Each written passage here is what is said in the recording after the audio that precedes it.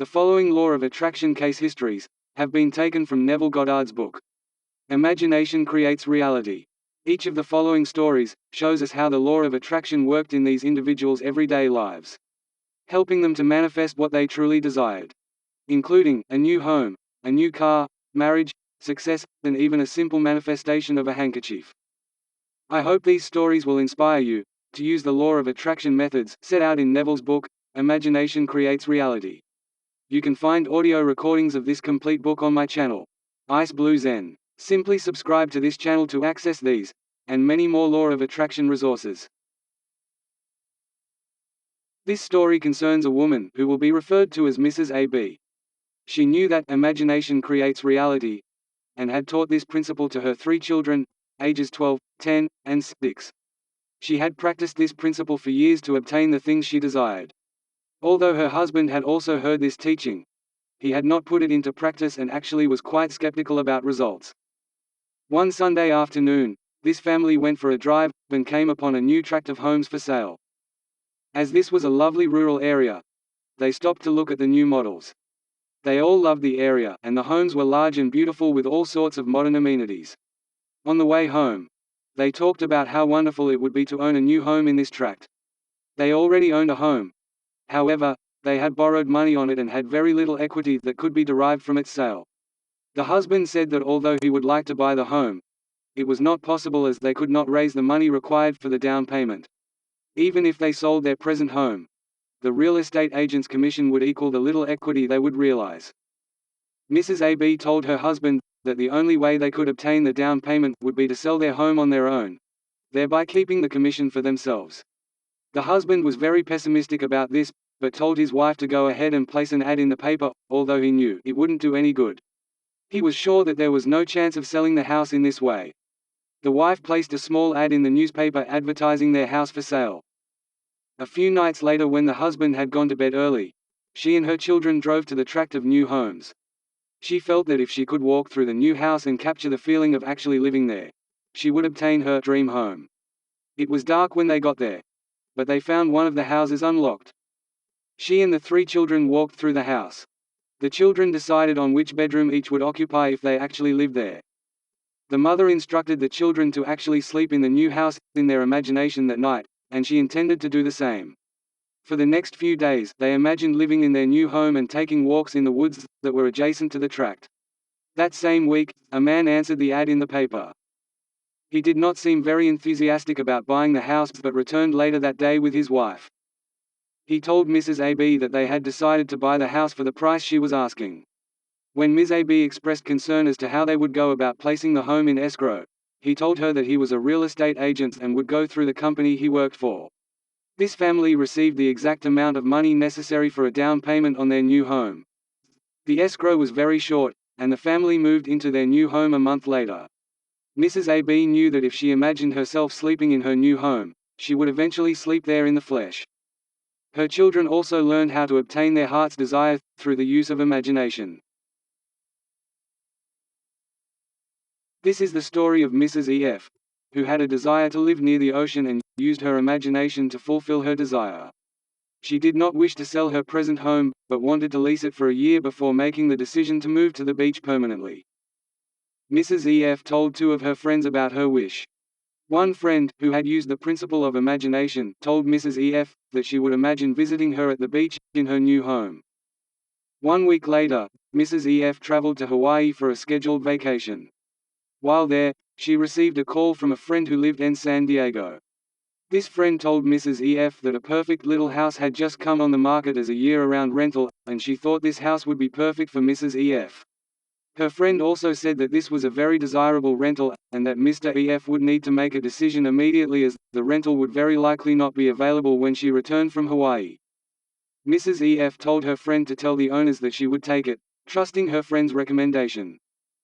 Upon Mrs. E.F.'s return from Hawaii, she told her grown daughter that she had decided to rent a house at the beach in San Diego. Her daughter called her later that day and said that the mother of a friend of hers wanted to lease a house. The woman came by the next day, said she loved the house, and would like to lease it for a year. Mrs. E.F. gave notice at work and was able to move within a month.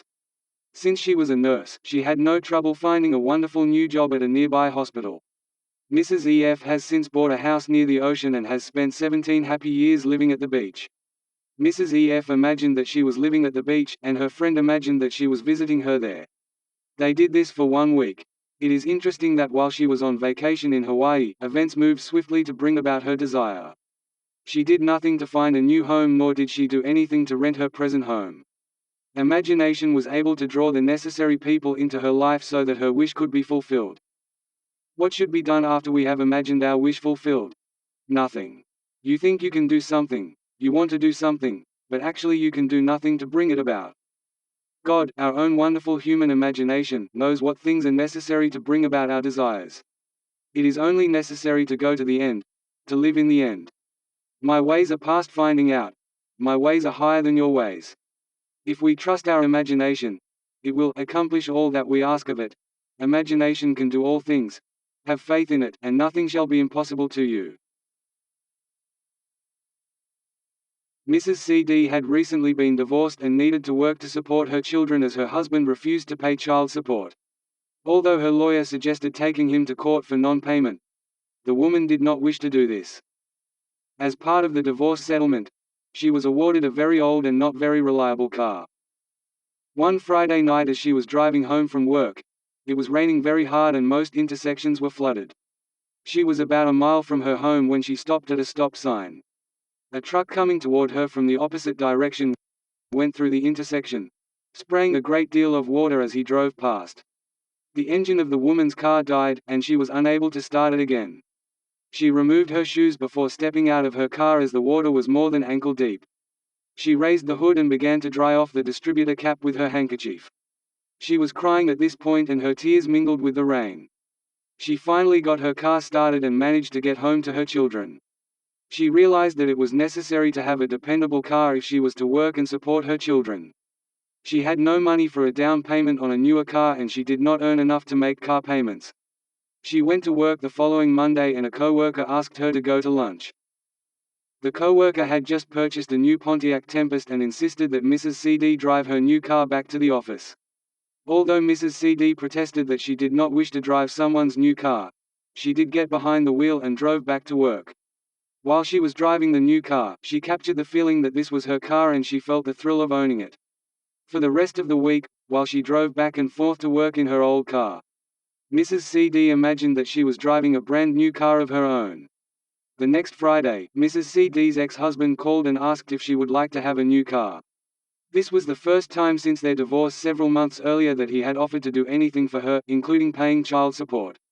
The ex-husband was now working for a new car dealership, and told her that, as a salesman, he was eligible to buy a certain make of car for no money down and with very low monthly payments. He said he was willing to make the monthly payments in lieu of child support, and asked her to come to the dealership to pick out the color she wanted. It just so happened that the make of car eligible for this special deal was a Pontiac Tempest, the same make and model as the car she had driven that belonged to her co-worker. Mrs. CD was able to obtain, through her use of imagination, what she could never have obtained through her own efforts at that time. Her ex-husband, who had offered her no monetary support for months, was the avenue chosen to provide her with the car she needed. This story concerns a young man, referred to as EP, who was a wonderful athlete, and was good at many different sports. During this particular time in his life, he became interested in paddling outrigger canoes. He joined a team, and was soon competing in local races. In his second year of pursuing this sport, he was on a team that competed in the 50-mile race, from Molokai to Honolulu. The Hawaiian outrigger teams usually took first place, and were considered unbeatable. EP's team came in seventh, and that was considered quite remarkable, considering the great number of teams that competed from all over the world, along with the Hawaiian participants. After this race, EP began imagining that his team had won the race. He spent the next year forming a new team, practicing, and building his own outrigger canoe. He was convinced that if he imagined himself winning the race, his team would come in first. Next year, his team, and at least a dozen others, flew to Hawaii from Southern California to compete in the annual race. There were several teams with much more experience who were considered likely to place in the top 10, although the Hawaiians were still considered the favorites.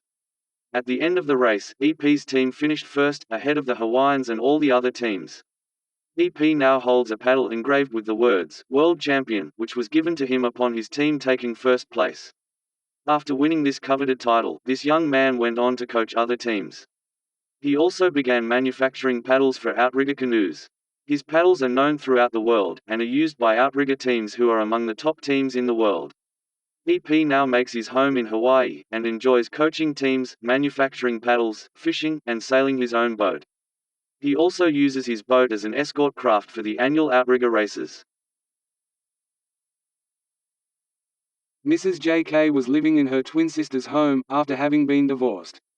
Mrs. J.K. had 3 children, a son and girl and boy twins. Her sister and her husband had 3 boys. Needless to say, this was a crowded household. Mrs. J.K. was very desirous of getting married and living in her own home. She had been dating a man but decided that she did not wish to continue the relationship and broke it off. Many of her friends attempted to fix Mrs. J.K. up with eligible men they knew, but she was not interested in going on blind dates. Several of her friends commented that if she wished to meet an eligible man, she would need to get out and go places. The twins believed in the creative power of imagination, and they had a friend who also knew of the power of imagining. The 3 women determined that they would imagine a ring on Mrs. J.K.'s finger, which would imply that she was married. They did this for several weeks. During this time, Mrs. J.K. also imagined herself living in her own home. However, when she attempted to do so, she found herself imagining a home exactly like her sister's. One day, Mrs. J.K. received a call from a friend who asked her to come to her home and help her wallpaper her kitchen. Mrs. J.K. agreed to help her friend who lived a few blocks away in the same tract of homes. While she was there, a male neighbor came to visit her friend. The friend introduced Mrs. J.K. to her neighbor. He later called Mrs. J.K. and they began to date. 5 months later, Mrs. J.K. married this man. The interesting part of this story is that all of these people lived in the same large tract of homes. There were only 4 homes in the tract of 1200 that had the same floor plan. Yes, this woman's husband owned one of the homes that had the same floor plan as Mrs. J.K.'s twin sister. Even though Mrs. J.K. imagined herself living in her own home, she had only been able to imagine herself living in a house identical to her sister's.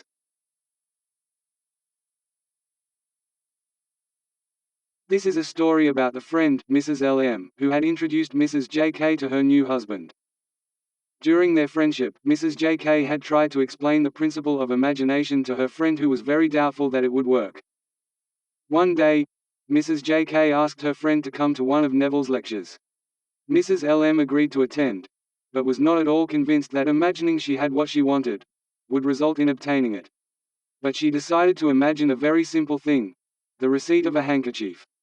She imagined that someone had given her one and then dropped the whole idea. Much to her surprise, she received a handkerchief in the mail from the mother of a friend who came to her house for lunch, while she was in town for a visit. This woman sent Mrs. L.M. a handkerchief with a thank you note. Mrs. L.M. was not only surprised when she received the gift, she became very frightened as she thought there was something supernatural about it. Mrs. L.M. had attempted to disprove that imagination produces the thing desired. When she received the handkerchief she had imagined, she interpreted it to be some sort of black magic, and didn't want to know any more about this teaching. I could relate hundreds of incidents involving dozens of people, in which imagination was used to bring about the desired results. I have chosen just a few stories to illustrate that imagination can be used to solve all manner of problems, and bring into your experience your every heart's desire.